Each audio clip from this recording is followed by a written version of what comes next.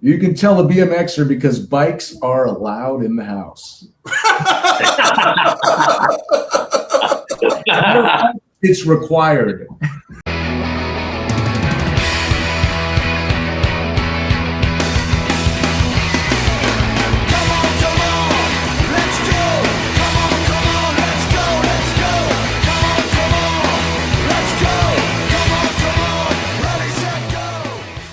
Okay, dude, I'm ready. Kevin, when you are, man, you want to do the intro? You want me to do the intro? How would you like to do that today? You go ahead. Go ahead and do the intro, bro. All right, count me down, Kevin. 3, 2, 1. 5, 4, 3, 2, 1, go. Hey, welcome back to the BMXPERTS Podcast. Again, it's a Sunday morning, week after Dirty Fest. We got a great guest on today. Bryan Dorsey, back from 1978 to current day. He's the son of Linda Dorsey, Hall of Famer. Everybody knows her announcing voice. And right now, Bryan's kind of following suit, man. I understand, Bryan. I haven't personally heard you announce, but I heard you're pretty good. Could you please make fun of Kevin? That's all I need in my life. Kevin he figures out ways to make fun of me all week. I just need somebody in my corner. Yeah, what I love about Seven, and I'm sure the ladies say this as well, is the size of his number plate. There you go. Spot Kevin before he even enters the room. Yeah. Hey, size matters, dude. Yeah, and it helps when it's the number 69. Yeah, dude. Yeah. Hey, Bryan, do you know why 77 is better than 69? Oh, God, dude, please. Because you get 8 more, dude. More. All right. Hey, do you know why 88 is better than 77? Tell me, I want to hear it. Because you get 8 twice, dude. I want to apologize to everybody that's listening for Kevin telling that joke over and over. Every time we go somewhere, I have to hear it over and over because everybody comments on his number. Hey, Bryan, welcome to the show, man. I'm excited to have you on, man. You've come on at the right time. Before me and Kevin we didn't know what the hell we were doing before, so we're a little more polished now. So I think it came at the right time. Man. Awesome. How's it going, Bryan? Tell us how's life for you, man. What have you been up to? What's been going on with you? Oh man, I've got it's official. I'm a cat lady. I've got 4 rescue cats. Never had cats before, and I actually rescued my cat from Bellflower BMX, coming through hot, trying to jump a big double, which always scared the shit out of me, even though I jumped it before. It's one of those jumps that you're just like, oh man, I got to hit that double. And this little 2-week-old kitten was crossing by, so she kind of converted me to having some cats. So I got my animals going on. Of course, my Danger Snacks is my spicy candy brand. And they fire you up. So if you're ever interested in that, you can head on over to dangersnacks.com. And then lately, I've been actually building an AI startup, just having a whole lot of fun with AI and vibe coding and stuff like that. So, and Kevin knows what's up. We were at the track yesterday, so I'm still. Hey, you know what? I the whole time I'm thinking, going, I think that's Bryan on the mic. I'm pretty sure that's Bryan on the mic until I came across on the first moto, and I go, oh, okay, that was Bryan on the mic. So yeah, dude, your voice must be. You did the whole track. You did the whole thing, right? No one helped you out. No, I had some help from Mike Myers, who's been announcing there, and he. Okay. I love to hear other announcers announce because I learn nicknames. All kinds of different inside jokes and stuff like that. So he helped out. He stepped in and ran some mains, which was cool. So, I tend to peak at a certain time where everything's just flowing and every moto number gets said, and I'm just having a whole lot of fun talking a lot of crap.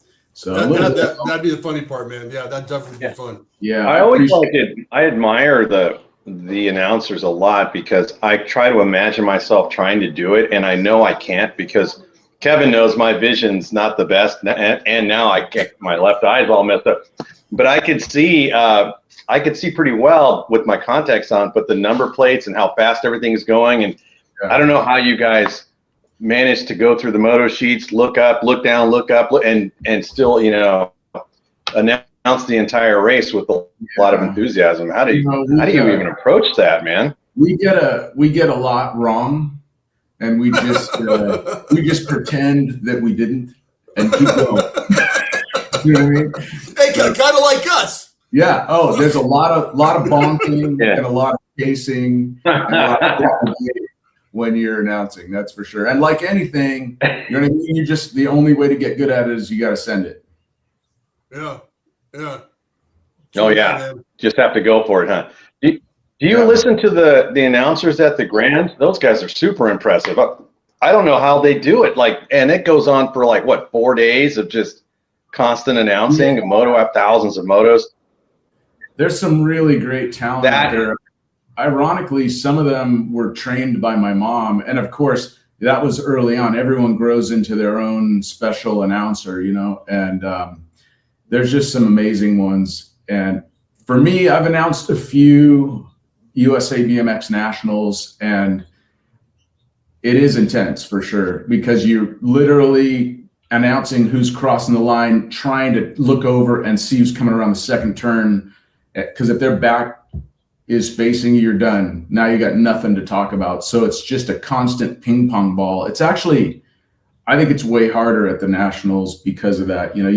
For two reasons. You're, not really allowed to go into any detail or push, those people who fought to the end but didn't make it. And you want to give them some extra love and encouragement, and you just have no time, And the other thing is, it kind of feels, especially a Dorsey, it goes against my core values, not being able to talk crap and pump up the person in last, or, be able to do that research to know everybody, or as many as I can. So it's rough for sure. They're good. They are really good. Yeah. I got a question for you, Bryan. So we know your mom's legendary, and I before the show started, I was telling Bryan, I review a lot of races. I like to do some commentary over them, and I've heard his mom's voice in the background many times. When did you know, or did your mom know, that I could do this? I'm going to go on the mic. I'm going to try it. Do you remember the first time she went on the mic and just kind of let it go, or did it come natural to her, or was it kind of something that she had to transition to? I was a spoiled young kid, and my mom was at the track, grateful to be there. And it just happened so fast. A couple of years in, maybe sooner, she started scoring. And somehow she ended up on the microphone, and she found her true calling.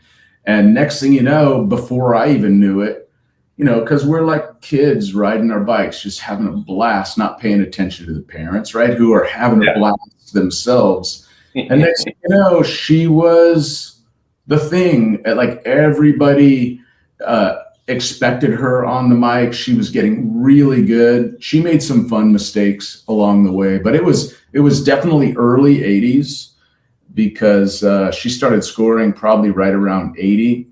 And once she got into that tower, man, it was on. She intimidated and surprised a lot of people, including me, once I realized that she was the famous BMXer in the family.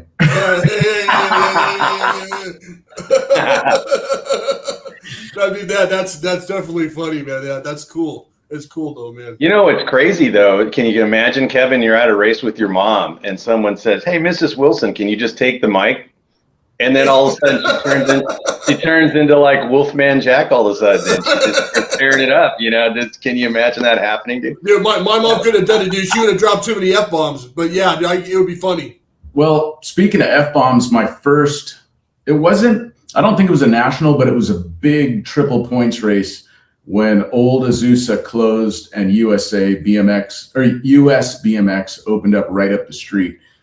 And that was a big triple points race. There was factory GT riders in my motos. A couple of guys came over from Australia. So it was a big deal. And I snapped. It's my local track. I hole shot. I'm out front. And the first word out of my mom's mouth was the F-bomb. She couldn't believe it. And, she learned fast. But as a woman, the first woman, real serious means business announcer in our sport. She walked up to a track and she was rocking a pink cowboy hat with cowboy boots on and cut up short denim shorts.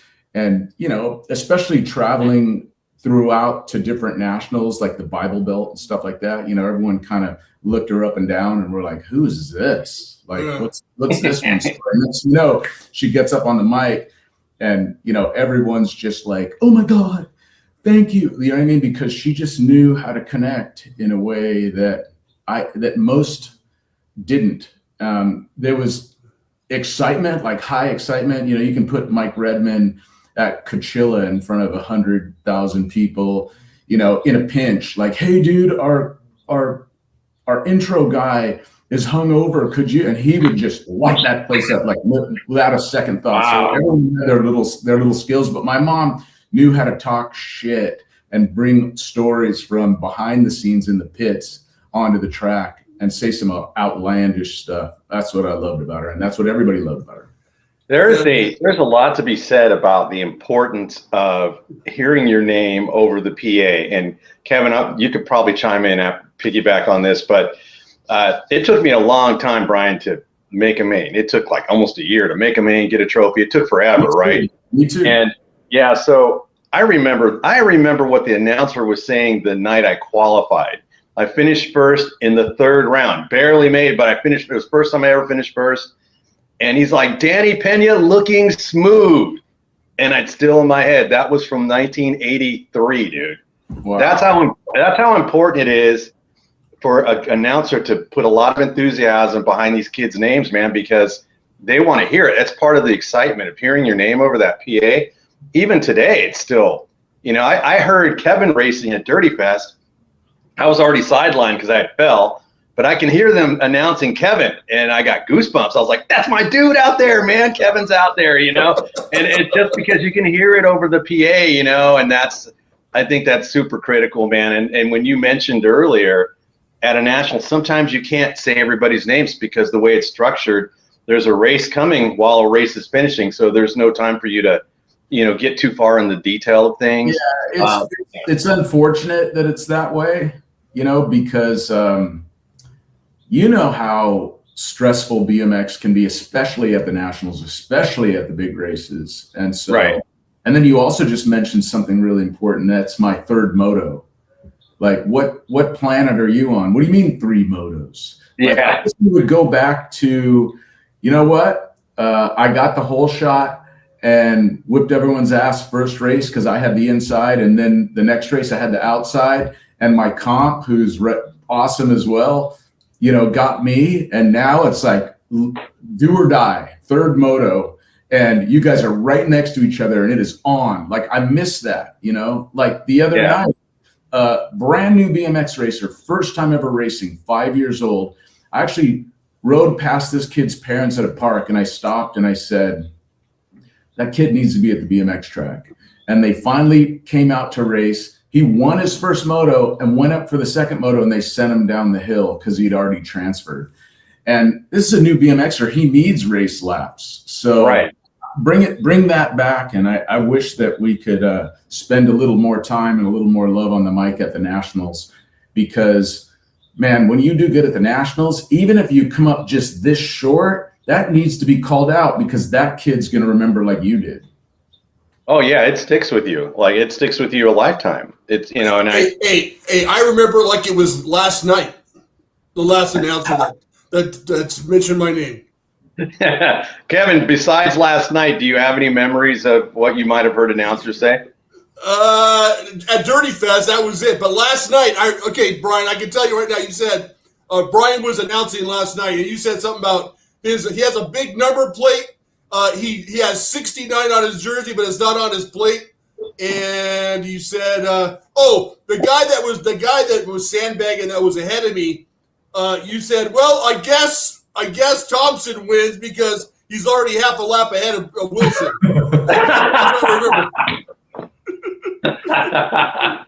Well, I gotta say, last night's state championship qualifier at Grand Prix BMX, man. The sheer volume of old school, like older seasoned BMXers that are out there specifically, it's a killer place to train. I mean, the comp there is nuts, right? Well, for Danny, I think 51 to 55 in a beginner, Danny, there was like 3 racks. Oh yeah, it happens quite a bit. For me, there was only 3 of us.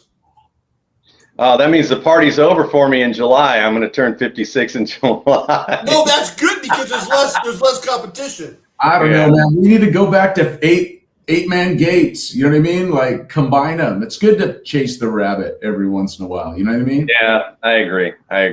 Do you find it a little more difficult if you're announcing a full rack as opposed to say like 4 to 5 guys on a gate? Or does it make it more exciting for you as an announcer? Yeah, it's definitely harder because there's more scanning you got to do to figure out who's who and what's what, especially when you have repeated numbers, you know, or even kids. There's like a lot of siblings racing in the same class with same last name and stuff like that. So it's a little bit harder, but it's all the same thing. Like even Mike Myers, I thought it was really cool that he said this. You know, I'll be watching and announcing, and as they're coming by me and I'm giving them love, I remember what I just saw. I scan, I look at their names, and then I tell a little story as I scan back to catch the race coming down the hill so that I can get a glimpse of the first and second place numbers to hopefully remember by the time that race ends, I can now look right to the sheet and not have to try to figure it all out. And so he said, dude, I love that you're like every time you're looking back to catch that race. And so I started to see him do that while nice. he was when he stepped in to help me out. So, you know, like little things like that, when somebody actually articulates what you're doing, it's insane. And I have to say, when you have a wireless mic with a little mic in front of your mouth and both your hands are free and you can actually flip pages and make notes and just talk shit, it's way easier than when you're trying to do this. And oh yeah, I can imagine. And, you know, it's like trying to get a lid off a jar with one hand. You can't do it. Hey, do you think are there announcers out there that never raced BMX and announce or that are good, or do you think it's a necessary step to have experience racing to be a quality announcer, or does it matter? I don't think it matters, except for, you know, you're going to know the inside story. So, for example, there was someone who filled in AMA Supercross at the last national interviewing, you know, and the words that they say are not the words that we say. You know what I mean? You know, he got on the bike, you know, like it sounds like it's just English. It's not like, you know, he hopped on his ride, whatever. But it's so that's where you start to see it, and it's like, okay, that person, just like a new announcer, just needs to keep doing it to get better, you know. So yeah, dude. Last night I was sitting on the side of the track, and I was talking to some other old guys, and they're all, dude, what do you think about the technical section? I go, what's the technical? Are you talking about the whoops? And they started laughing at me, dude. They're like, tell me I'm old without saying I'm old by using the word whoops. No one says whoops anymore. Well, the rhythm section. You know, in BMX, I mean, that's a great example. In BMX, it's the rhythm.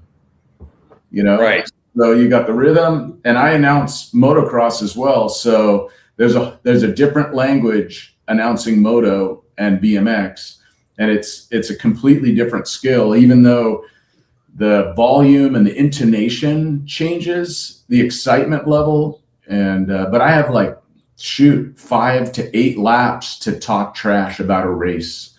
So you think I'm bad on you on one lap? Imagine if you came around 5 times, you know, you're going to start hearing, you know what I mean? It's Wilson out front. There's nothing anyone can do. And you know what I mean? You're sitting in 13th, and you know what I mean? And you're laughing, you know, so it's, you know, anything I can do to get people's attention, you know. Moto's actually a lot of fun to announce. Do you think that you would have been an announcer if your mom hadn't done it? Do you think that it was your calling, natural, or do you think that your mom kind of inspired you? Definitely her. I don't know why I didn't have an interest in it. I've always been a public speaker, Like I've spoke at huge design conferences in the past and love it. You know, I've eaten shit doing it many times, but as long as I stick to what I know and how I do it, like you asked me for my intro today, and I purposefully dumbed it down. He's an old BMXer, you know what I mean, from LA, and you know what I mean? He's an announcer, but the real story of this show is his mom behind him. You know, like just every time I'd ever speak, I'd hear someone say something corporate or trying to be impressive, and I was just cringing.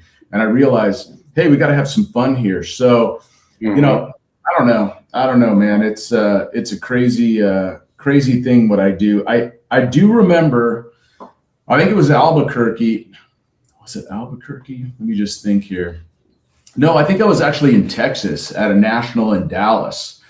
And John David from USA BMX came up to me during practice and said, hey, dude, have you ever thought about announcing? And I was like, not really. And he said, would you be interested? And I said, yeah, man, let's talk. And so that was the first spark. And then at my local BMX track, Whittier Narrows BMX, it was when I heard the track operator say, Dorsey to the tower, Dorsey. And I knew when he called me, I was like, oh, shit, it's on. So he said, I need an announcer. And so I got to give him credit for actually handing me the mic. And, you know, I wasn't very good when I first started. That's for sure. Took a while to sort of get into it. And I'm still learning. I messed up last night in the mains at GP BMX. So I'm always taking notes, bro. Hey, okay, you don't have to answer this question. I mean, do you get paid to do this or are you volunteering? Both. I get paid at certain races and I volunteer at my local BMX track. Okay. Which is Whittier Narrows. And if a track needs an announcer at a race and just says, hey man, can you come step in? Our announcer's not feeling good. You know, it goes both ways. Sometimes I get paid. It's cool. It helps to have expenses paid. But other times I might have a little trade and I can just ride, you know what I mean? Or I get to announce, man. It's cool. Like it's fight or flight, right? You know, when I get on the mic and I start cold and I'm like trying to think what to say first, you know, you just got to like turn your brain off. Like when you're on the gate, doesn't matter who you're racing, you know, you just need to go and rely on your natural abilities. That's a good way of putting it. Yeah. We heard Al Roybal announcing at the recent Bakersfield National that me and Kevin went to, and we had him on the show, and he gave us some love while he was announcing. And I was thinking to myself, man, that guy never gets tired. He just goes. He's like a Energizer bunny when he's announcing, but he'll get you pumped up. Like he had me so pumped up, I could not wait to race my next round. I'm like, oh man, he's got me juiced, man. I need to get back on the gate. Hey, Bryan, he gave Danny so much love. It's like, you know, he should have gave him foreplay before that, dude. Yeah, right. It was crazy love on that. I'm like, damn, dude. Then I was the next race. He's like, Kevin Wilson in third. That's it. Oh yeah. To Kevin's defense, he had his legal name on the moto sheet under James instead of Kevin. Yeah. Hey, Bryan. Yeah. Last night when I signed up, I go put Kevin on there because people don't recognize my real name. Man, well, in Royball's defense, for all the love he was giving you, not that there's anything wrong with that. Yeah. Quote. Yeah. I loved it, dude. I recorded that. It's on my YouTube channel. He's good, man. He's quick for sure. I mean, he knows everyone because that's the whole thing. You use it a lot, and you really start to know those inside jokes, the riders, especially your local crew. You know, I took a break at my local track for about 4 years, and bro, I don't even recognize the young kids. I was doing some BMX coaching, and I'm doing gates, and kids who were squirrely back then are hitting the triple in the first turn, just pulling me out front. I'm like, who is that? You know, and the next thing you know, I'm like, oh my goodness. So it's really awesome to hear him and Grindle. You know, it's bummer that Grindle's not announcing, but that's another dude who can fire up a crowd. You know, there's a lot of good ones. And I have my preferences, but you know, that's just like whatever radio station you listen to. You know, everyone's kind of their thing. Yep. I saw. Sorry, Kevin. I didn't mean to catch up. Correct me if I'm wrong on this, Bryan. I saw a clip. It looked like it was Billy Griggs was in his retro Haro uniform, and he did a tribute lap. Was it your mom's voice they used for that? That was amazing. That was me.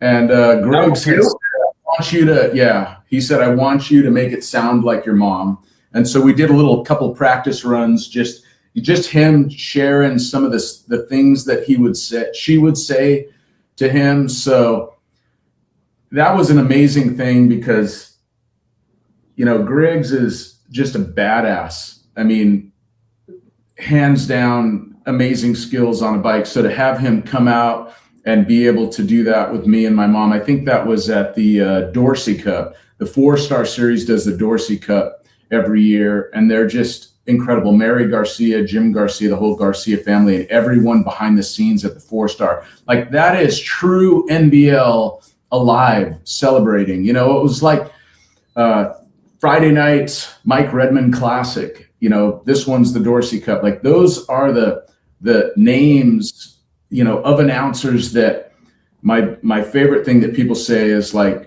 bro, your mom, man, she's the soundtrack of my childhood. I'm like, nice. Like, holy cow, what an honor, you know, to have somebody remember your mom like you did. So that was me, man. That was me.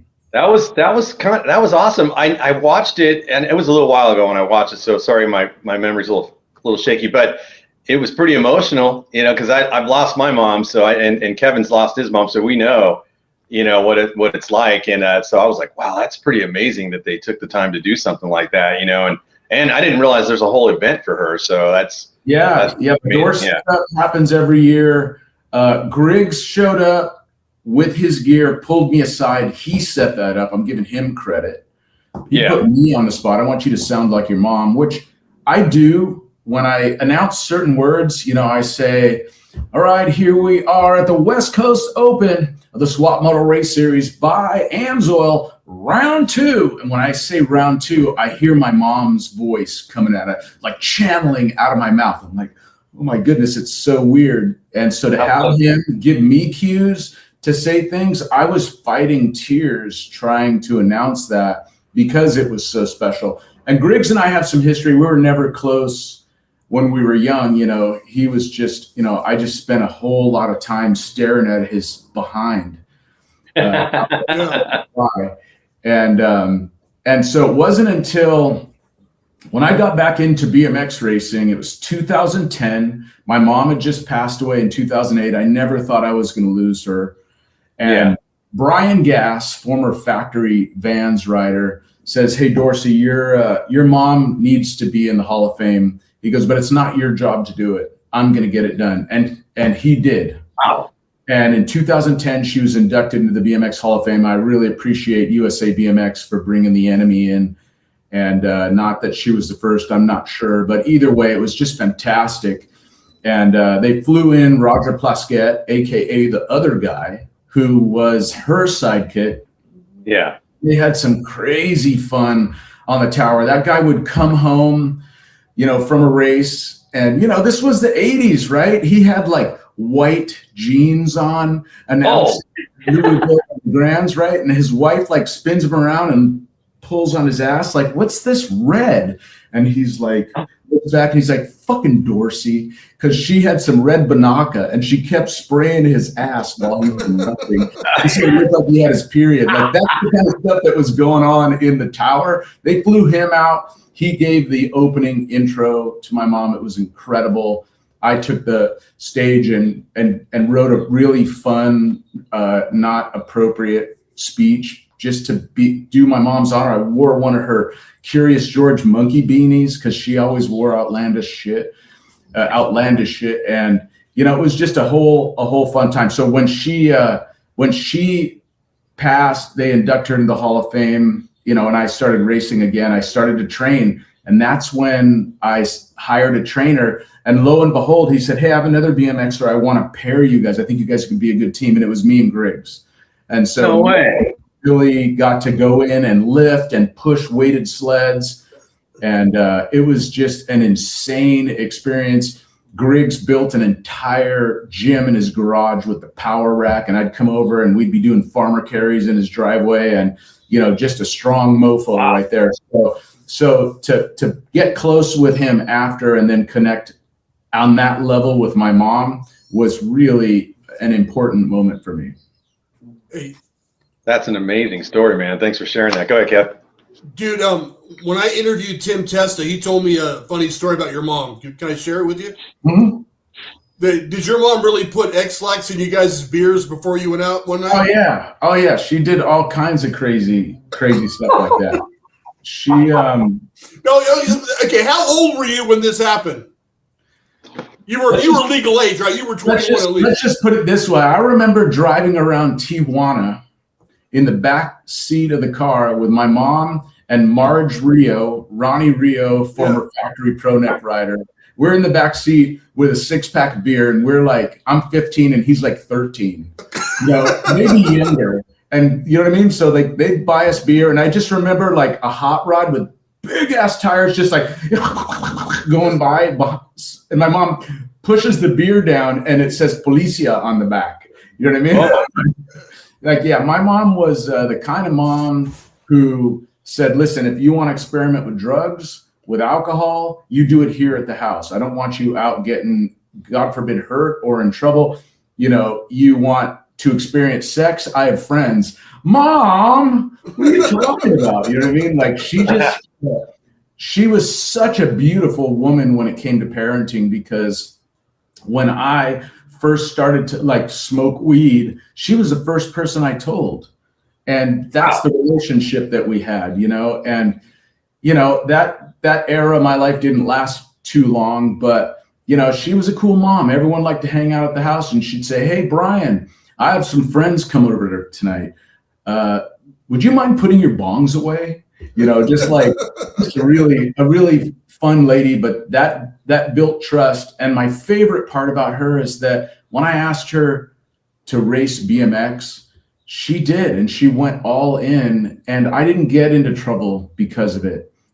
To this day, me and my friend Jim Harriman, badass on a bike, were the only two riders who could ride a wheelie all the way to school up this one street, 3 miles. And every morning, all of our friends at school would be, getting a lift from their parents. And Mom, honk the horn. There's Harriman and Dorsey.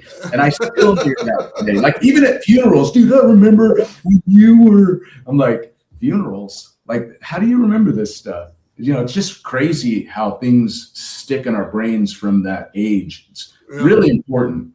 Now, did you go to Temple City High, or did you move away by that point? My mom bootlegged someone's address so I could go to the Arcadia school district while I was living in Temple City, born in Pasadena. And when I finally moved to Arcadia High, it was just it was like a prison, man. There was security guards. We got a live one, running down the halls. It was just way too big. And I asked her, can I go to Temple City? And we switched it on over. And there was a fat lady with a paper and pen. You guys behave or I'm going to write your name down. It was just way more cool. She was lovely and awesome. And I ended up graduating from TC. So I got a little taste of everything. Dude, I wish I could remember. I wish I could remember the name of the sisters that I know from Temple City. Man, dude. So you graduated in 86. 87. Okay. Mm-hmm.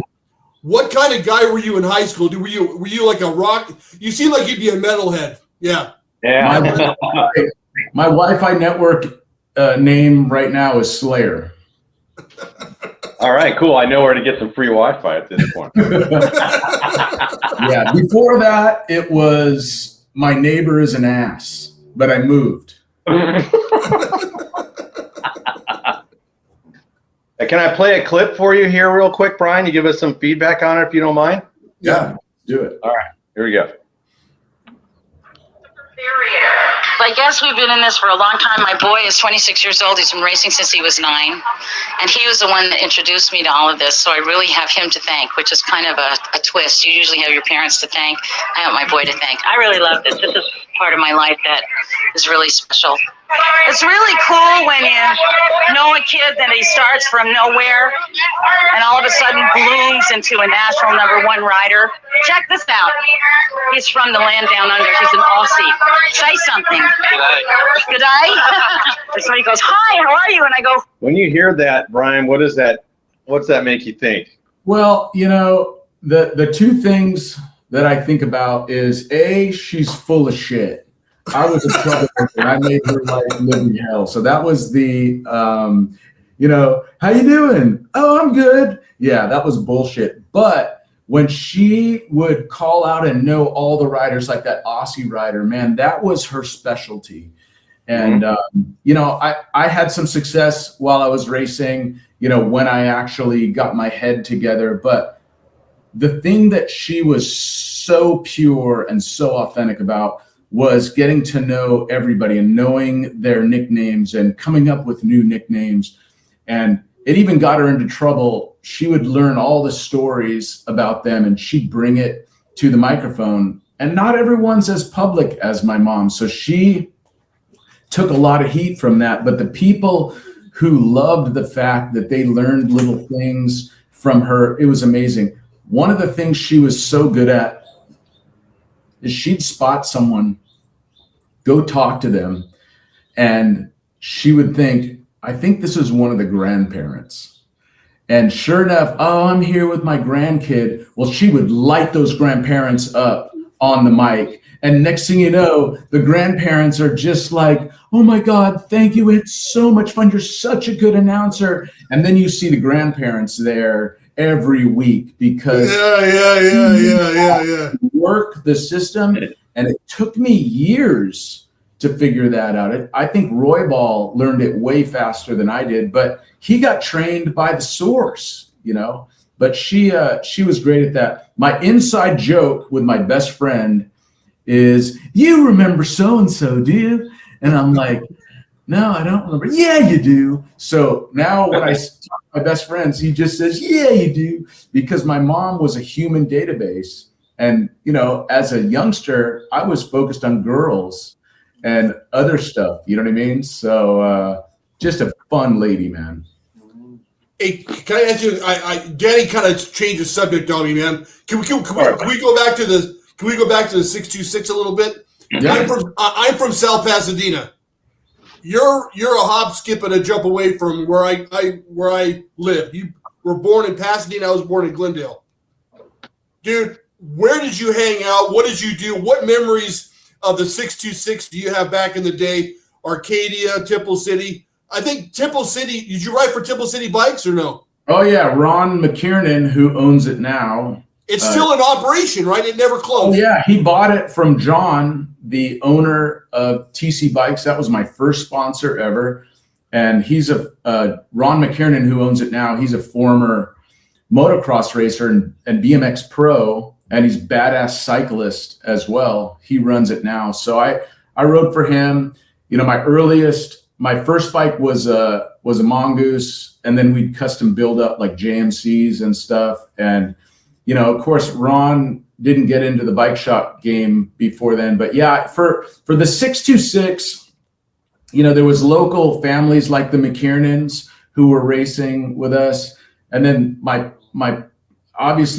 school life was different from BMX, other than the fact that my friends knew that I raced BMX, which was kind of a cool thing. I'd be sitting in detention just going, if these fuckers had a BMX track in the yard, I'd show them. You know what I mean? Just like stewing, just bored at school because I wanted to be on my bike, man.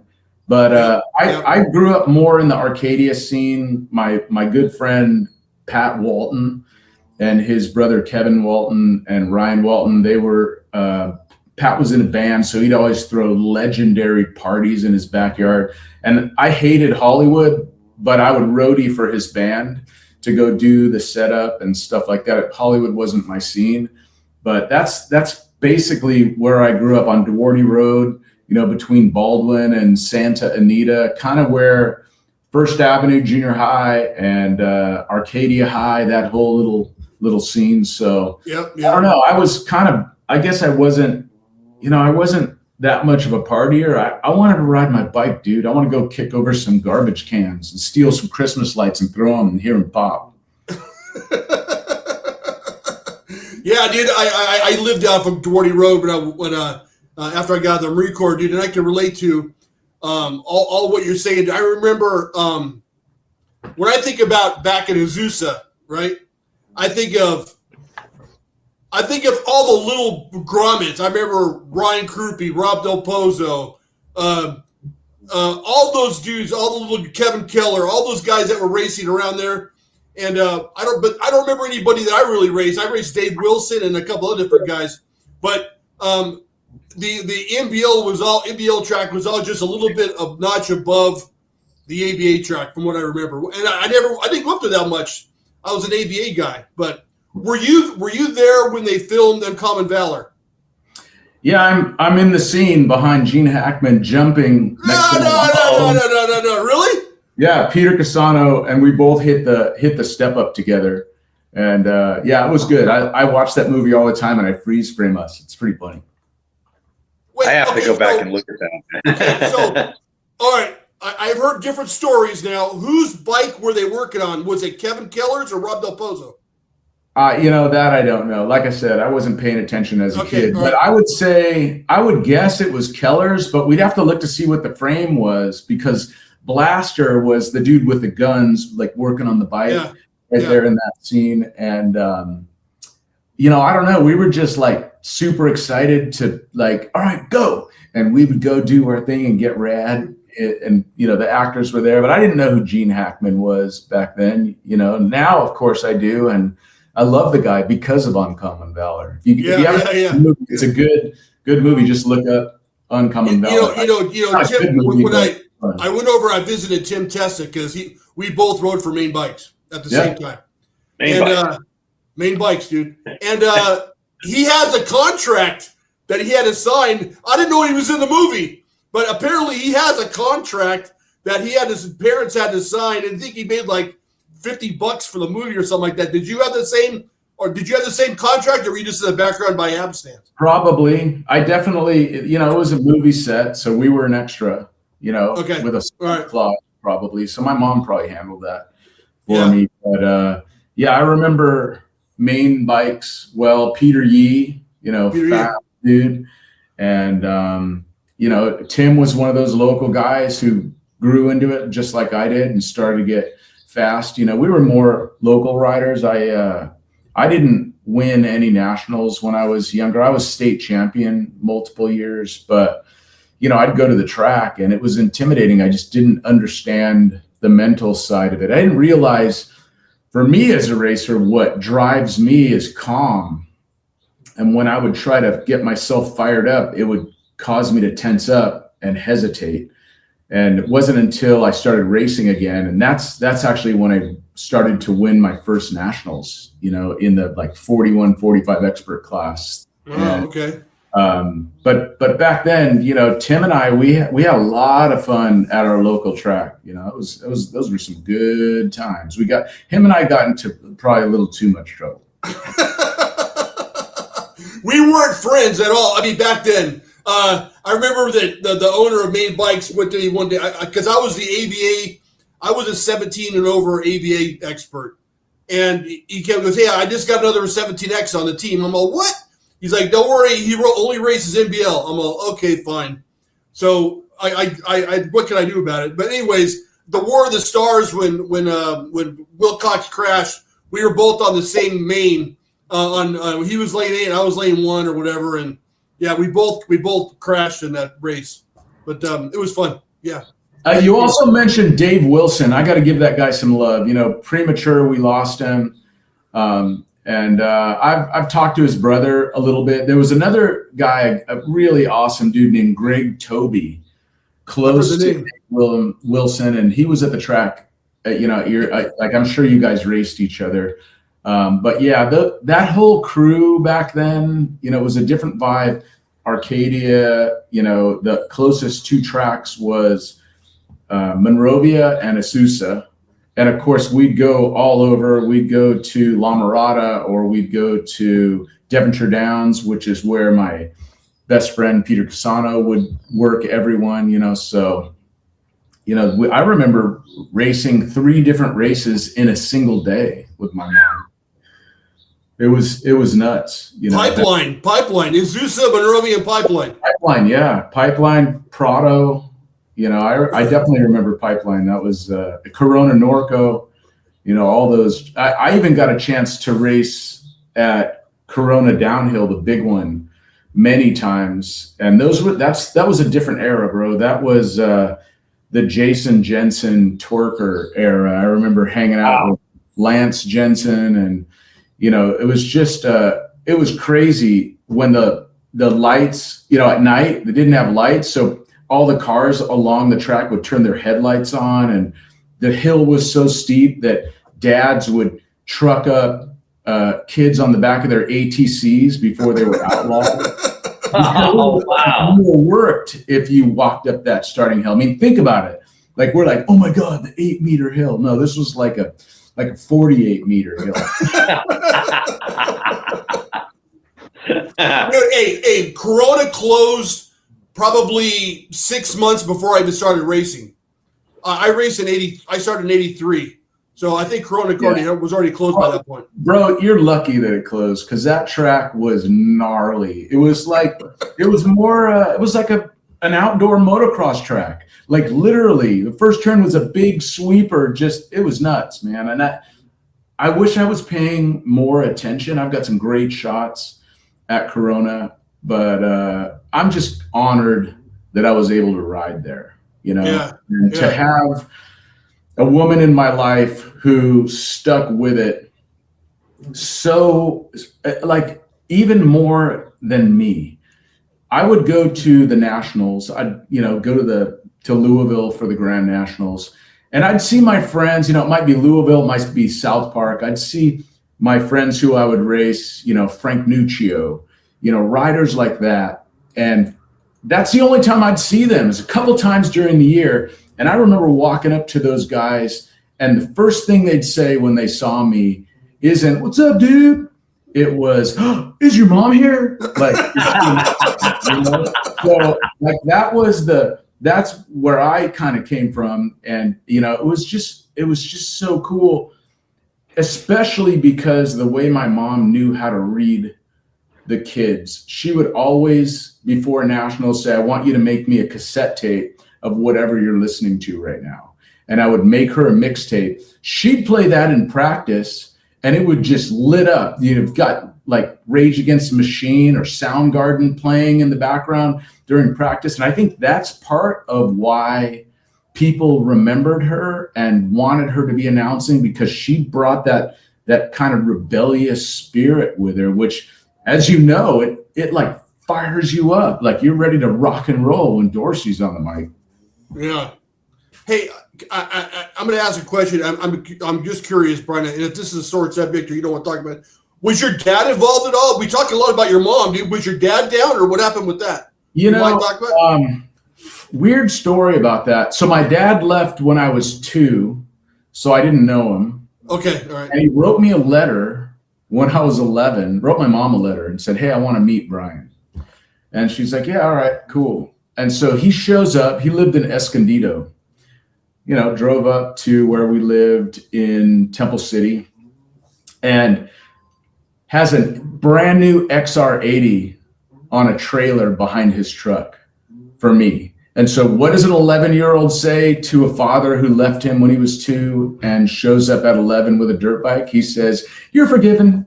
Yeah. You know what I mean? Like, and my dad taught me how to ride dirt bikes. Taught me how to use a clutch. We would ride at Gorman and stuff. I remember like shitting a brick in a tent, thinking we're going to get eaten by a bear, spending money. And, of course, about a year hanging out with him, never spending any time with him personally at the BMX track. I remember walking around Escondido. This was back, I remember in Azusa, the first time I ever saw headphones. Walkmans hadn't been invented yet. It was from a company called Iowa. And I had I remember those. Yeah. And I'm like walking down the streets in Escondido in his neighborhood, listening to the Go-Go's "We Got the Beat." Like I can remember that vividly and stuff. And a couple months later, he got into it with my mom and said, "You're not raising him right." And she said, "Well, I don't care. Like you're not in his life anymore. You know, like what I say goes, not you." And he split. So, you know, he wasn't in my life, but I did see a photo of him at the BMX track with his own team at Kearney Mesa BMX that he sponsored and rallied kids together and had jerseys and stuff. It was a mind fuck. I was just like, what That's confusing, man. on here? Yeah. So I'm sorry. And I didn't know. You had no idea that your dad sponsored a team? No idea. Not at all. Somebody told me, "Yeah, I know your dad." I'm like, "How do you know that?" And he showed me a photo, and I would just, you know what I mean? I didn't know how to process it, you know? I grew up, I don't, like the word dad and father in my life is non-existent. And I don't, like, I grew up without it, so I don't really miss it. I'm sure I have baggage from it, for sure. Like, everyone has their shit. Mm-hmm. But wasn't a big deal to me. When I hear, when I say papa or something like that, it's because I'm talking to a male animal. "Come here, pops." You know what I mean? Like, yeah. But so it was just a bizarre thing. And I think at the end of the day, that's probably why my mom was such a badass, is because she had to do it all on her own. She was just an incredible personality, to a fault. And when it came to turning up the volume, Linda Dorsey, she knew how to do it. That's bad. Basically filled the void. Yeah, I think she filled the void for you, right? Essentially, without your dad being around. It was probably cooler, I suffered not having a father figure. My best friend, Peter Casano, his dad, Vinny Casano, and his mom. His mom had a big ass mouth like my mom. Like, they would get into trouble. Those two were like, you did not want to get in their radar at all, or you were about to get embarrassed. And but his dad was just a badass, like mafia style. Like, you did not cross Vinny. I remember being at, I want to say it was Prado, and I actually was feeling intimidated, and I walked over to my mom and I said, "Mom, why is that man staring at me?" And it was Vinny Casano. And it's because she's like, "Oh, you're racing his son." I was the competition. He was like, just eagle-eyeing me. And so my best friend grew up with a completely different structured childhood, where his dad said, "Yeah, we don't do that. Not ever. You understand?" And he never did it again. I didn't have that. It took me longer to like learn that sportsmanship was important. I can't throw my bike when I'm upset, things like that. So it took us a little longer, but I'm just grateful at all the families. That's a wonderful thing about BMX, is that it's a big community, and it's different now, as you know, from back then. Back then it was like, it was on, we could have 30 motos, 40 motos at a local night. It was just the heyday. And today the struggles, it's hard. It's really hard to see 3-man gates or skipping, 6 classes to go to the next. You're going from 11-year-olds to 40-year-olds. Dude, why do you think there's hundreds and thousands of guys our age that don't race anymore? And they got to have some sort of fire within their belly that not to kill themselves, but to go out and have fun. Why do you think that the guys our age, are so reluctant to get back out on the track? Do you think it's just physically they can't do it, or what do you think? Do you have any thought process on that? It's everything's usually about encouragement. So when I am working with a young kid, or I'm trying to get somebody into BMX, I always say, "Dad, Mom, if you're not riding, bring your mountain. Do you have a mountain bike? Do you have a helmet? Come ride with your kid." And they'll be like, "Really?" And so even when I was coaching, I would tell the parents, bring your bike. Do we have to pay? No, you don't have to pay. Like, come ride. If you're riding, then your kids are going to love it because mom or dad is racing. So, it was a struggle for me. When I got back in 2010, I think, it was Hall of Fame weekend. Roger Plaskett, he's flown out, and we're at Chula Vista watching the races. And I remember the battle between Barry Nielsen and George Goodall. And I'm thinking, I could smoke these fools in my mind, right? I was wrong. I was way wrong. I had a lot of work to do before I could beat those guys. And so I walked over to Roger, and Roger said, what do you think of the other track? And I'm like, what do you mean? What other track? And he's all, turn around. And I looked behind me, and it was the elite track that I didn't even know was there.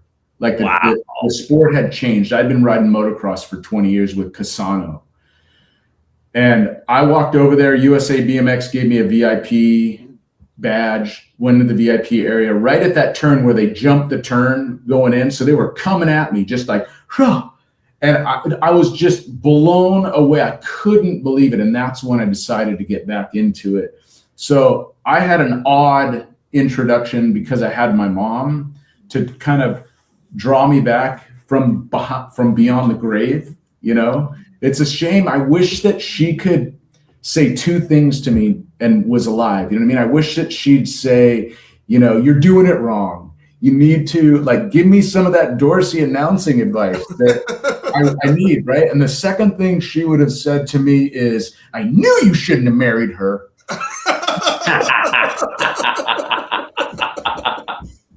I love that, man. Hey, my mom's infamous talking to she gave me was, she goes, I'm not paying for no damn out of wedlock kid, and I'm never going to bail you out of jail. As long as you know that, you're good. Go have fun. And I never got arrested, and I never had a kid out of wedlock. So yes, it worked out for me. Sounds like Vinny Casano. You gotta have Pete on the show, Peter Casano. He has a completely different outlook on life. He was the guy handing Doug his ass, at the big races. He was the little guy who would rise to that challenge and not let the pressure get to him. Like, those two were at a completely different level at the Nationals than I. So, and he's still a great rider today. He's even gone to the Dorsey Cup, pulled his bike. No, I actually helped him build a bike. He didn't have a BMX bike anymore, and he fucking beat me. Oh. You're talking about Doug Davis. No, I'm talking about Peter Casano. He and Doug would have some good battles. But you're talking about Doug Davis. Yeah, Doug Davis. Yeah, absolutely. Yeah. Doug was. Okay, yeah. Doug is still a beast. He'd come up, at the NBL Grands, and he'd be in his Diamondback jersey with no gloves on. We didn't race with gloves. And we didn't ask him why he didn't race with gloves. Yeah. And he had man hands. He scared the shit out of me. Hey, Doug told us a story about the Volca guy, his dad talking. He wasn't talking about Peter Casano, was he? In the interview? Yeah, I'm not sure. I'm gonna have to look at that part again. But okay, all right, okay. But yeah, both of those two. I think they got a chance to swing some golf clubs together at one of the banquet dinners for the Hall of Fame inductees. Oh, we would love to talk to him. So we'd love to talk to him. Yeah. It's all I can say is, for the old guy thing, is I made the mistake of buying and building a cruiser. Mike Franzi over at Fullerton Bicycle, he built up the cruiser for me, and I wish I would have built up a 20 because I didn't understand. I don't have that Griggs. I worked at GT and helped design those frames geometry thing. He still has those jigs from GT. Dang. He'll put my TNT cruiser on it and say, okay, here's why this geometry's shitty. You know what I mean? Yeah, and not that the TNT is shitty, but it's his perception of when the angle on this is a little different than this, what you lose is this, even though I love that TNT frame. He had that different eye. But I wish I would have started on 20. It's much harder to think, I'm an old guy, I'm going to get back into it, I'm going to get a cruiser. Yeah, and if you're anything like us, we're in it to win it. We're like, oh, I got to buy 20, right? Now you're suffering. Now it's like, okay, like you felt like a fool on your 24 when you first came back. Now you're getting a little more confident, right? Then you jump on a 20, and now it feels like you're on rollerblades on the track, like whoa, whoa, whoa, whoa, whoa, whoa, with those little 20-inch wheels. That's why dudes are going to the OS 20s, because that little, you know what I mean? Like a little bit bigger, more penis size makes a big difference. I never raced a cruiser, Brian. Never. I never rode a cruiser. I never raced when I was younger. Never. I've always been on a 20. So 20s don't bother me at all, dude. At all. Yeah, I only did it one season, 98 to 99. I raced cruisers, and then that was. Well, if you come back and you jump on a cruiser, it's actually a little harder in a sense from the competitive aspect. I mean, they put the beginning cruiser riders in the novice class now, but prior to that, back in 98, when I came back, I hadn't raced in like 5 years. You're racing experts immediately on cruisers. Guys were all lightning fast. I'm like, damn, I'm not quite ready. And I eventually started becoming competitive. And then I went to I think it was a spring national or summer national in Santa Clara, California, and on racing cruisers, and your eyes just get wide open on how fast everybody was. I'm like, I got motoed. It was a quick day for me. If you're gonna race BMX, you're gonna get motoed. It's part of the learning curve, man. You know, I can attest to that. Hey, when you feel it, you feel it. Hey, Brian, can I share a Mike Franzi story with you? It's kind of funny. Please. When I was dating my wife, 98, 97, she was friends with Jody, or is friends with Jody, Mike's wife. And we all went out to Toast Tavern in Pasadena, and we're getting smashed at the bar, and I'm talking shit, and Mike was there, and Mike had just started dating Jody, and we're all partying, getting to know each other, and I'm talking shit about BMX. Like, I used to race BMX. He's like, oh, I used to race BMX too. And we're all talking back and forth, seeing who was faster. And I go, yeah, I raced for Main Bikes out of Alhambra. And he goes, oh, yeah, well, I was a BMX Plus test rider. I'm all, oh, okay, you win. Thanks, man. Let's change the subject. But yeah. It was funny. And when I opened up my bike shop, I would always call Mike and say, what should I do? Or I would copy whatever Mike was doing. I would copy that for my bike shop. So Mike Franzi was actually one of my first guests. So shout out to Mike Franzi. He's a good guy. He's amazing, man. And as a matter of fact, he offered me one of his jerseys, said, you want to ride for Fullerton? And I was like, you know what? All right. Yeah, sure. And I ended up winning my first national riding for him. Oh, wow. Really cool. So I was at Chula Vista, which was pretty intense. What? Can I interrupt you, Mike? Brian, I'm sorry. I got a dumb question. And what keeps a guy like you coming back to the sport from, if you started in 1978, we all have our reasonings why we're still involved, but what gets you up in the morning and says, I'm going to ride my bike, I'm going to go announce, I'm going to do everything that I can to be involved with the sport? Where does that come from? Yeah, it's simpler than that for me. Like, for me, it's just wheelies. And just the fact that as a kid, I have a photo of myself in a tuxedo, brand new Vans with no socks, red bow tie, wheeling on my free agent cruiser with CW bars, the straight bar across, flipping my mom off in the camera, one-handed. Hey, you have a picture right now? I don't have one on my computer, but I can send it to you. I want to use it for the thumbnail. Yeah, I've got it for sure. I'll send it to you. But okay. But that's my favorite thing is I miss old school BMX, because the way our bikes were set up is you could just pull it out of the car and just start riding wheelies around the hotel in the National, and the security guards are pissed. You know what I mean? You're already causing trouble. And nowadays everything's slammed. The geometry is different. You got to do the warm-up post. It's just wonky and weird.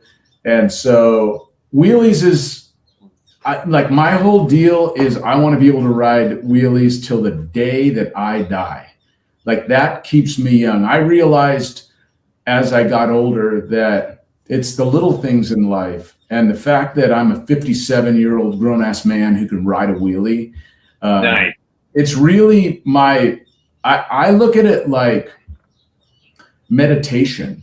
There's so many things going on in a wheelie. When you pick up the wheelie, remember how we used to just power and kind of a little bit of a power wheelie down the street when we would get going, kind of. Yeah. It's all finesse, dude. You know what I It's mean? all You get that finesse. little pop of the front tire. Griggs has got a lot of that, you know, and so that whole power wheelie where you're letting the handlebars kind of go. I realized when I'm riding a wheelie, the more I let my hands actually flow while I'm pedaling, that's how you go straight in a wheelie. If you try to pick up the wheelie and pedal and try to keep it, that's when you start to fade. You know what I mean? You're picking it up and you're just tense like that. But when you relax your hands and you just let it go, now I'm straight, right? So now I'm burning, right? And it's like, oh my gosh, I want to get to that stop sign. So I look at the stop sign, and what happens when I look at the stop sign? My front wheel drops before the stop sign. So now I got to look 10 houses down at that tree down the street. Now I blow past the stop sign. I forgot about the burn, and I'm happy. I've got adrenaline because I made it past the stop sign. Now I just keep going. And that's the lesson of BMX racing. If you can relax your hands and relax your forearms and your shoulders, that's when you can put your front wheel wherever you want it. Everyone who's getting squirrely, I was calling it, that made me pucker on the mic last night. You know what I mean? Because when someone goes up and like, whoa, you know what I mean? Like almost came into the guy next to him. That's how you prevent that stuff. And so I use wheelies as meditation, and being able to be on my bike as an older dude and maintain that wheelie, that's what it's all about. If I can wheelie and manual, I'm good. That's one of the best answers I've ever heard. That's awesome, dude. I love that mentality, man. Because when I go out and ride my bike, I'm not the greatest wheeler, but when I can get a good sprint on at 55 and I'm just going down the street really fast, and I can feel myself being 15 again, trying to get home before the street lights come on type feeling, and it all just comes back, and I love it, man. I love it. I could put these things away for a year and not touch them, and then I can't wait to get back on the bike again. It just goes away. Like, we're all punks. Like, it's important to feel like a punk as an older person, you know? Like, we've got to have that edge. I ride a street bike every day. I don't even have a car. I have a BMW F800 GS. I have a motorcycle bike rack on the back of my street bike from 2x2 cycles, 2x2 cycles. Garrett over at 2x2cycles.com, golf bag racks, bike racks. He'll do custom double bike racks for you. He makes them for all bikes. He's got different varieties of it.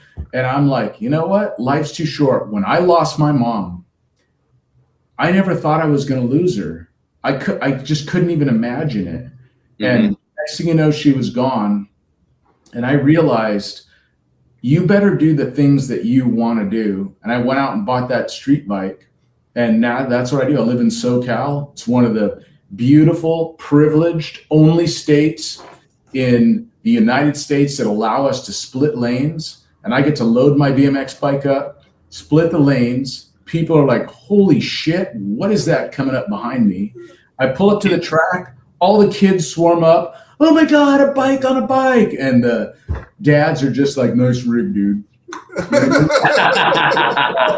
It just doesn't get any better. So we gotta keep that alive as long as we can. And most importantly, open your effing mouth and talk to people. Come to the BMX track, watch our podcast, bring that kid, bring your bike, long sleeves, long pants, and kudos to the track operators who are doing a good enough job to grow the sport. They understand it's the boring ass little teeny tiny kids who aren't that exciting to watch that are the future elite pros of our sport. And when you understand that and you can blow them up like they're the fastest kids on the planet, their parents, their grandparents are just lit up, just like, oh my gosh, thank you for this. I had no idea this place was here. We got to really open our mouths and bring people in, literally bring them with us. Come here, ride the track. All you got to do is ride it once and you're hooked. You know, Bryan, Beautiful. Danny raced up until recently when we started on the podcast.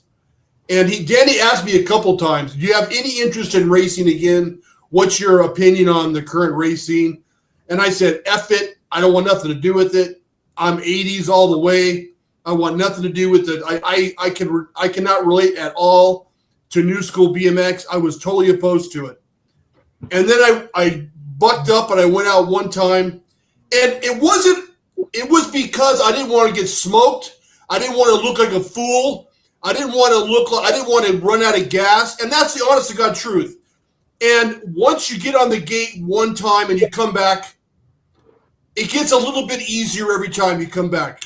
And eventually you're in the mix again. And Bryan, I couldn't be happier. I couldn't look to, I still boxed a little bit, but I was into boxing for a long time. Now I can't wait to get back on the track, and I look forward to it every week, dude. So for the guys out there that are old, it comes back. If you had skills in the 80s, they will come back. And you can't, there's ways that you can compete and have fun. You don't have to win every race. I'm certainly proof that you don't have to win every race, but you can have a blast. And I told Danny this morning, Bryan, I said, or last night on my way home from the race, I said, I look forward to the time that I could get on the gate and not worry about, am I going to run out of gas before the end of the race? Once I get to that point, I'm going to be happy or happier. But it's been a blast. So I can appreciate new school BMX now just as much as I did old school. That's good. I'm glad that you made that transition. You know, I've had some really great experiences at the BMX track that were just quite unexpected. So, for example, when my mom passed away, I don't know what made me do this, but I launched a WordPress blog to try to capture some of the comments about my mom's history, because I'd been out of it for 20 years. And I received over 200, we got to publish this somewhere, the stories, you know, that spray on Plasquette's ass story is in there, you know, her talking her way out of a speeding ticket with a cop when they got pulled over somewhere in the middle of the country, and my mom, you know, grabbed the cop and started to dance with him, and he was like, all right, you got that warning. But I wrote one post on that. You know, I was in shock. It's a week after I lost my mom, and thank you to everyone who came to the memorial. That poster behind me was at the memorial. That's beautiful. And you can see there's signatures all over it. So all of the people who came, Dave Marietti, you know, Tim Testa was there, Dwayne Taylor, who's the Mongoose team captain right now, LRC Mongoose, all of them were there. And, you know, it's just like, I don't know, I'm getting a little choked up, man. Like thinking about the sport. I got to take a little break. Okay. All good, bud. I appreciate that. You know, it's just, I can't even believe she's gone. I go through it every day, Bryan. It's okay, man. You know, okay. So I wrote in my one blog post, she was just flat out cool. And Dave Marietti showed up, former factory torquer rider, Wizard number plates, the Hot Shop. If you don't order your gear from the Hot Shop, I mean, there's a handful of really great designers out there, but he brought me t-shirts that said she was just flat out cool on there. And so I started to make stickers. So now I run a sticker on all my bikes that says she was just flat out cool. And I'm at the track, I'm on the hill, I'm beating myself up because that's what we do. Like, you're such a fucking idiot. Like, jump that jump. You know what I mean? You're beating yourself up because we want to get better, right? Some guy, an old dude, comes up. I don't know who he is. I'm not paying attention to him because I'm in my own mind. I'm like doing what you're not supposed to do good. I'm not doing this, right? And so he goes, hey, you know how I know you're cool? And I go, no. how? And he's all, because you're rocking a Linda Dorsey sticker. That's how I know you're cool. And like that right there is the community, the history, and you can't have that or experience that if you don't invest and take a risk like you did. I don't want to look like a fool. I don't want to get beat. Dude, I showed up with my Liat brace, my full moto gear on flats. You know, I was in my Ryan Dungey Fox kit from the motorcycle with a motorcycle helmet. I looked like an idiot, you know what I mean, when I got back into it. But I learned real quick. And the first day, Dale Paris from NorCal said, his kid was like, dude, you can manual that first jump. The first time I manualed it, I screamed out loud in my helmet. Dude, I did the same thing, man. I did the same thing. And those moments are worth it, bro. They are worth it. Yeah. Nice, dude. Nice. All right. That's amazing, man. That's amazing. I gotta say, I'm smiling ear to ear because I could relate to a lot of. We have different lives, Brian, but not so much. So when I'm listening to you, I'm smiling ear to ear. Me and Kevin went to Bakersfield to race a couple weeks back. I remember loading up the bike, you know, and I said, Mom, we're doing it. We're going to a national. You know, I remember looking up, saying that out loud. So yeah, you getting emotional is making me emotional, man. Thank you so much, man. That's just amazing. Bro, okay, first of all, we're not that different. We both have bikes on the wall. All three of us. All three of us, yeah. You can tell a BMXer because bikes are allowed in the house. It's required.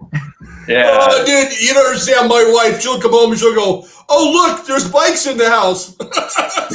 Bro, okay, this is when you know you're a moto head, is when your wife climbs into bed and something pokes her in the side and she's like, what is this? Don't worry about it. Those are my new Renthal handlebars from my dirt bike.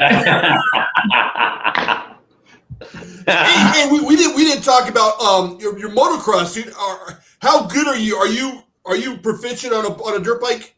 I haven't ridden motorcycles like on a track since 2012, because when I started to race BMX again, bro, I was deep in the streets, like 4 nights a week, trying to get better, going to Bellflower, going to Whittier, going to all the different local tracks. I went to Grand Prix BMX. Mike Redmond's world famous Grand Prix BMX for the state championship qualifier. I was going to all those races, right?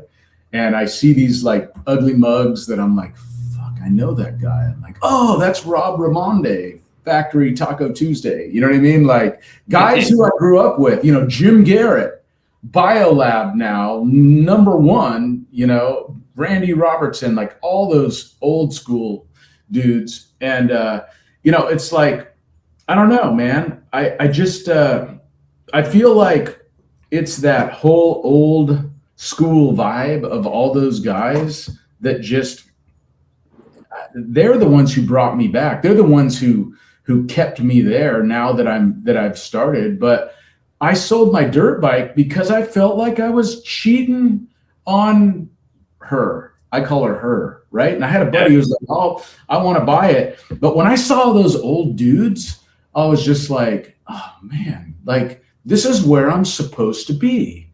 And I reluctantly sold my dirt bike. I can't even believe it. So my brain says I can still ride. I have some photos of me jumping some really big stuff.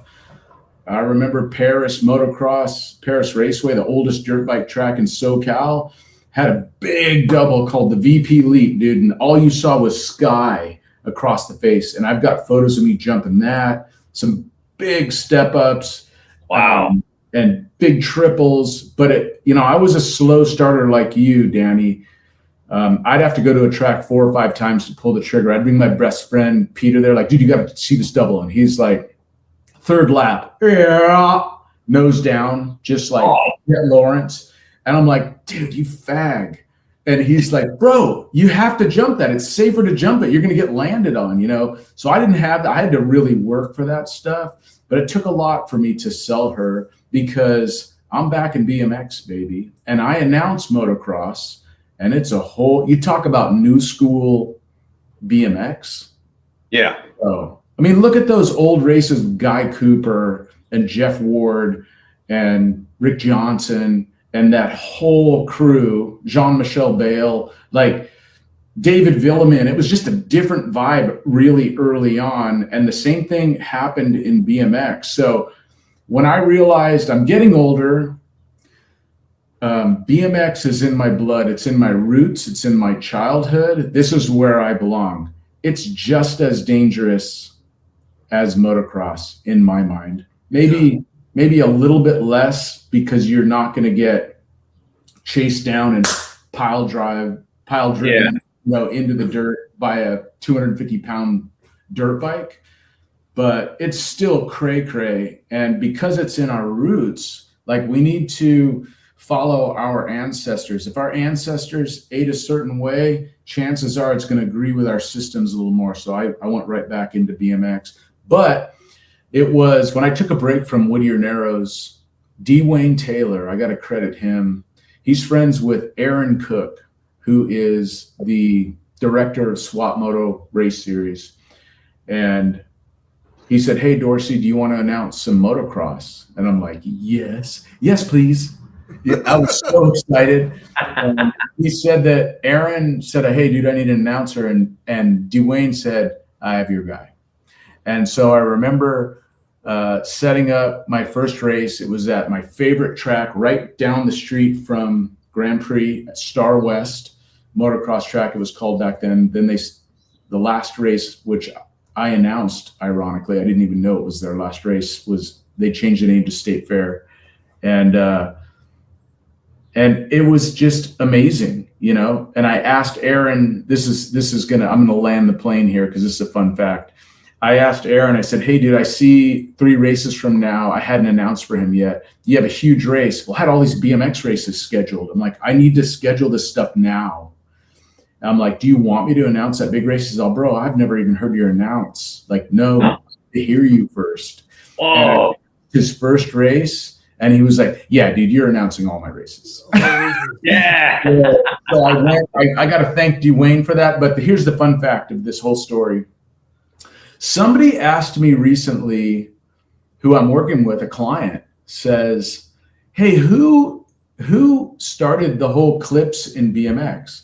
And I did a couple of AI searches on it with a bunch of different language models just so that I can make sure it's not lying to me. And Aaron Cook came across as one of the 2 guys who were the first guys here in SoCal. You know, his brother's a X Games guy, you know what I mean? I always credit it to King and Lopes, right? I'm like, those are the first ones I've seen in videos running the clips into the magazines, you know? Do a search because I was really surprised. I mean, I know that riders like Christophe Levesque, you know, really changed the sport by the way they were, you know, handling the bike and manual and stuff. And I know clips were early on with him, you know, coming from Europe. That's why I wish that we did 3 moto format, because that's why the Europeans, especially the older dudes, hand us our asses. They are like UCI style is so good. You're at the Worlds and you got 3 full lap races on tracks that are man tracks, twice as hard as anything we're doing here in the States. You know, you can go to, you know, Rockstar facility over in Texas and stuff, but those are Rock Hill. Those are few and far between, and they just don't have the history. I often forget that we as a country, and I think this translates, you know, we're only 200 years old as a country. We think our shit doesn't stink. We are still babies compared to like the countries who are 2,000 years old. And I think that mentality just, I don't know, they just have more craftsmanship over, you know, as a unit from where they're at. So that when we go to Europe and race, we're in trouble, you know. So we need to bring some of that back here to the States because we want to win, right? Don't you want to win? Winning feels damn good. Even fighting for it and getting close, and losing sucks a little less. There you go. Yeah. Hey, I got one more motocross question. Did you ever ride your bike underneath the freeway on Rosemead Boulevard in Whittier Narrows? My dirt bike? Yeah.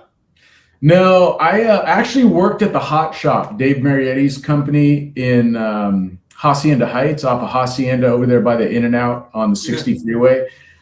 And before they built all the housing developments back in the hills there, we would bring our dirt bikes to the shop. My friend Casano and another dude would come up and we'd ride down, and we'd actually have to jump up the grading up the side of the hill. Like, it was nuts. I had no idea what I was doing. I'm lucky I didn't kill myself. Okay. And go ride back up in this hill. So I didn't ride here locally in the San Gabriel Valley except for there.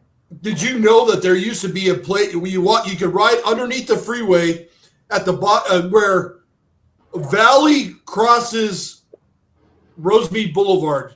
Underneath the freeway, there was a wash where kids used to ride their little mini bikes and their dirt bikes down in that wash. Did you never knew that? I had no idea, man. The only, I didn't ever ride dirt bikes, outside of stupid shit in Glendale, my mom's oldest friend.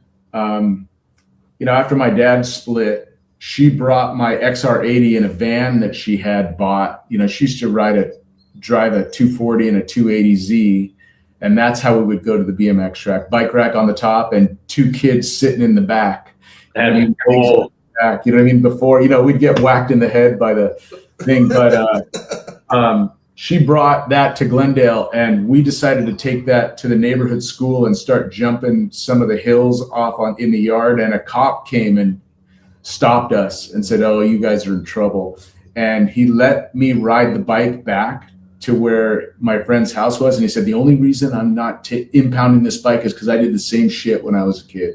So it's like, that's the kind of vibe and the spirit we need to connect with people and not be so quiet and God damn, man, put this shit down.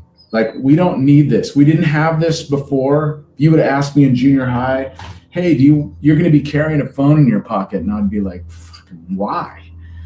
We don't need that shit. We need to connect and promote and share and compliment and empathize with the people around us, and not be more disconnected, even though it's an exciting world. One more topic, Dangerous Snacks. Tell me what the hell this is. I've seen ads. I've seen you talk about it. Is it a healthy thing? What is it all about, bro? How can I learn more about this? The best way I can describe it is at the Grands, national number one walked up to me and said, "Hey, Dorsey, are you carrying?" And I said, "Of course I'm carrying." And Are you what? Carrying. Oh, carrying pot or carrying a gun? It's a drug reference, right? Okay. And so I said, "Of course I'm carrying." So I sprinkled a couple Dangerous Snacks into his palm, and he popped them and went out, and we, right before at that moment where it's just like, Dorsey 2, Griggs 3, Rip 1, Renato 5. You know what I mean? You're like, oh shit, it's about to hurt real bad. And that's what I designed it for, is to fire you up, is to give you that little smack in the face. It's an instant endorphin release. And I created my own candy in a little pop top tube that you can just eat a couple of those things before a race, or driving home just fried from a race. Eric Grindle, eBMX on Instagram, USA BMX announcer, says, "Oh man, that shit saved my ass on the drive." It just gives you a little light up, a little fire on the inside. So check it out. Got a couple of different flavors. Got a blood orange sour, vanilla sea salt, and I even have a limited edition flavor I call Afterburn, where the heat lasts 3 times as long. And if you ask me for that in the order notes, I'll toss a couple of those in there for you. Nice. Oh, dudes, but FDA approved, all safe. It's all FDA approved. It's food. I'm a total foodie. If you look on my Instagram, you're going to see pancakes stacked this high and all kinds of good stuff. I'm all about organic. I'm all about non-GMO. It's not a supplement. There's no funny business in there. There's no CBD or anything. It's just pure organic habanero and ghost pepper and some other little secrets in there, but they're all like the good stuff. It's just like a little Jolly Rancher, only I designed him about the size of an Advil, because those little fuckers are hot. You want them to go away from. I love that, dude.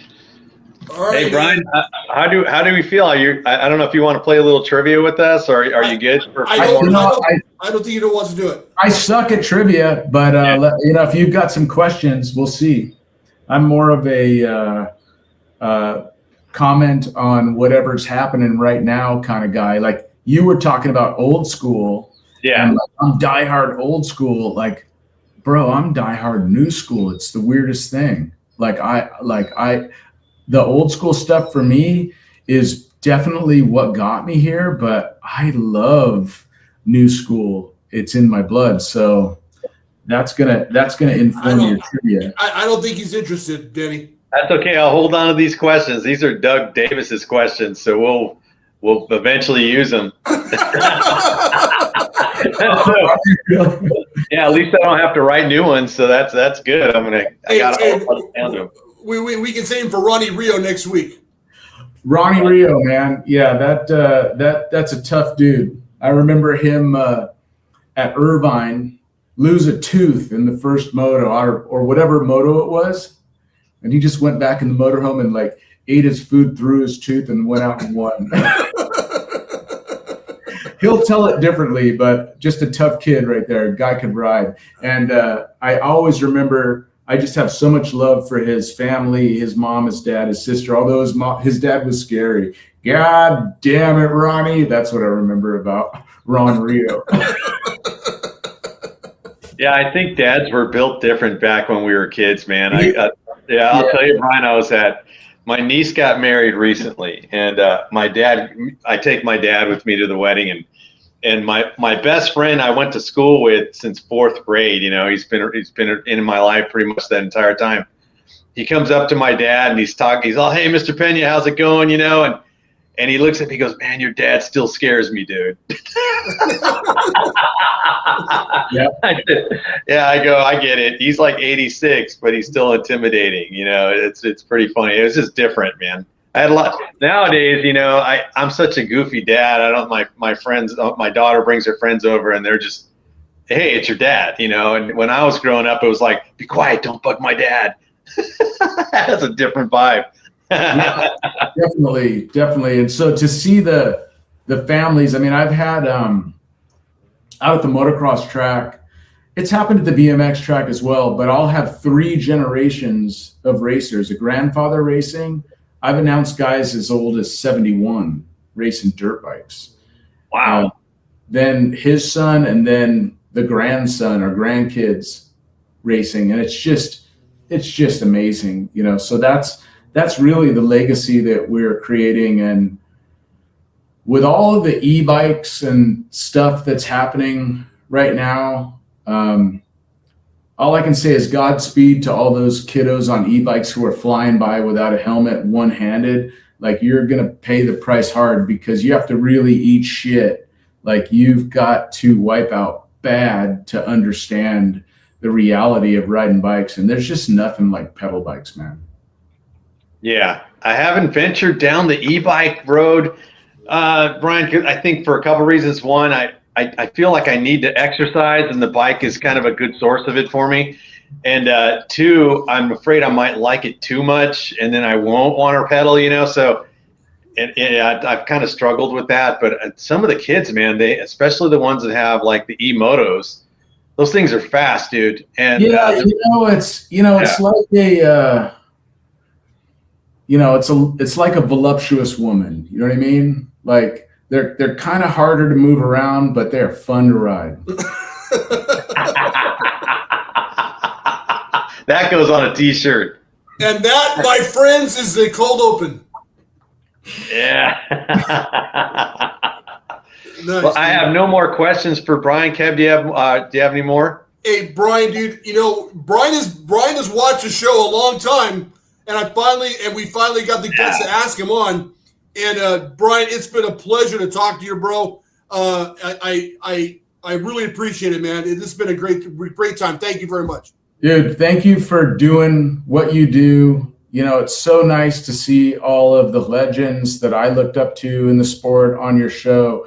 and to learn from some of the not so legends who have a unique and awesome perspective on the sport I love so much. I just want to let you guys know, there's a short film, if you haven't seen it, I made about my mom. It's called The Announcer. I made a little shortened URL. It's tinyurl.com/The Announcer, tinyurl.com/THE Announcer. And check it out. It's like a 7-minute film, and it'll kind of show you why I am who I am. And it's all on her, man. Linda Dorsey, she was just flat out cool. Would it be okay with you if I name this episode The Announcer? Please. Yeah, absolutely. Absolutely, man. Without her, I would not be announcing today. I wouldn't be back in BMX today. So I have the unique sort of nudge of my mom being who she was in the sport. And that's why we have to open our mouths and just share, you know, I think you're cool. I think you have what it takes. I think your family has what it takes. Come join us in this gift we call BMX, because it is up to us to take this love that we have from within, all this history, and bring those people so that they can experience it. You know, if we just do it for ourselves, we're going to be some lonely mofos up on the hill. Yeah. Bryan, dude. Hey, Great interview, man. Great interview. I love it. You must be cool, bro. Thank you. Cool. Thank you, man. You guys are cool too. All right, man. We'll talk to you later. Now we go to breakfast. Thanks a lot, Bryan. Thanks, Bryan. Peace out, man. Later. Good to see you. Peace. Try. What's up, dude? Wow, man, that was fun. His insight, man, was over the top, and the stories he was sharing were amazing. We were talking so long, I didn't realize he didn't want to do trivia. Sorry, Kevin. That's why I had it ready to go. I was gonna tell you, but I was like, he was kind of like, should I do it or should I do it? And then I finally said, you know what? Well, our guests come first. Whatever they want to do, whatever they want to talk about. So that's what we're gonna do. Yeah. All right, cool. That's cool. Yeah, I enjoyed that. I'm gonna check out the announcer. I did write down the information for that, so I'll definitely check out that short film. And he seems like a super cool guy, man. I hope that one day I can go out there and race with you and get announced by Bryan Dorsey. That would be pretty cool. And hopefully he's going to say, Danny Pena's smoking. He's going to say, Danny Pena goes down on the first turn. Yeah, man. Hey, my eye looks a lot better, dude. I this morning, every day I look at my eye, every day, and I could see it the swelling has gone down. I got the black and blue right here, but all the bloodshot stuff, it's about 70% gone now. But, you know, Kev, the first couple of days home, man, I was like, golly, man. You look pretty rough, dude. You look pretty rough. Yeah, I look horrible. And I was gonna share the story. So at Dirty Fest when I went down, man, I had the ice on there, and I'm thinking, okay, it's just gonna swell. There's not much I could do. And every couple of minutes, Kevin's like, your eye's looking worse, dude. Your eye's looking worse, dude. I'm like, stop saying that. I realize it. Dude, hey, Sunday I went back, right? And people were asking me, how are you doing? And I told them, dude, we should have went to the hospital. It would have been great content, dude. Like, oh, yeah, I'm in the hospital. I'm in the emergency room right now with Danny. He's getting checked out. But that would have been great. But no, we didn't do that. So we got to do a Dirty Fest recap, but we can't do it today. We'll probably have to do it soon. Okay. But, we got to do that, and because I want to get Shane in on it. Yeah, absolutely. And we have a lot of stuff to talk about. Yeah, absolutely, man. I got some topics for what we saw, and there's been a lot of recaps for Dirty Fest already, but I think everybody's perspective is always a little bit different, and it's kind of nice to share the stories. Like I dropped a video that Kevin and I made while we were there last weekend, and it's doing really well on YouTube. It's under Danny Pena BMX Racing. Go out and check it out. And unfortunately, the only mistake I made, Kev, was I never filmed any races. I just filmed the behind the scenes because my intent was to race my moto and then film some races because there was over 70 motos, so I knew I was going to have time. Plus, they took breaks, so I could have stopped and I could have definitely filmed some races, and I just didn't get any footage. And I was like, oh man, I completely spaced that, you know. So you were jacked up, dude. I don't hold it against you. Yeah, that's true. All right, man. Go ahead. I'm going to tell you one more thing, man. I'm going to go to the track right now and go watch, but I want to say I used to think that old school tracks were easy and newer school tracks were more difficult. And now I'm like, I don't know, man, that the technical side of the Dirty Fest track is easy. Technically, it's easy, right? It's downhill. The jumps aren't too crazy. But the skill level that it takes to maintain speed on that track and not go down, I tip my hat. I was watching videos of these guys hauling ass down that track, and I'm like, how did they do that? You know, it's the whole. You had a bad turn. You washed out. It happens all the time, dude. It's no big deal, dude. You just got unlucky. That's unlucky, it, man. Yeah. You know, hey, in my book, you're still a factory intermediate, dude. Yeah, hopefully my cousin doesn't come after us with his own podcast. My cousin James Traylor, man, he was poking at us. He's like, I'm gonna start my own podcast and go after these guys. The sandbagging intermediates. Yeah. Man, we'll put him under our network of channels that me and Kevin eventually want to build our own network. So yeah. Slide him in there. Yeah. But anyway, hey Kev, man, good to see you, dude. It's been a week, and thanks for putting me up in your house. And we'll talk about it more later. I don't want to get too far into it, but thanks for putting me up and your hospitality and all that. And Kevin didn't feed me breakfast, but he gave me a whole lot of coffee. And then Kev, talk about the breakfast burritos that we had, though, really quick, if you don't mind, man. Or do you want to wait on that?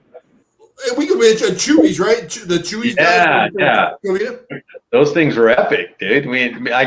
Of course, Kevin put everything you could put into the burrito, and he asked me, he's like, "You just gonna eat it plain?" I'm like, yeah, dude, we're racing.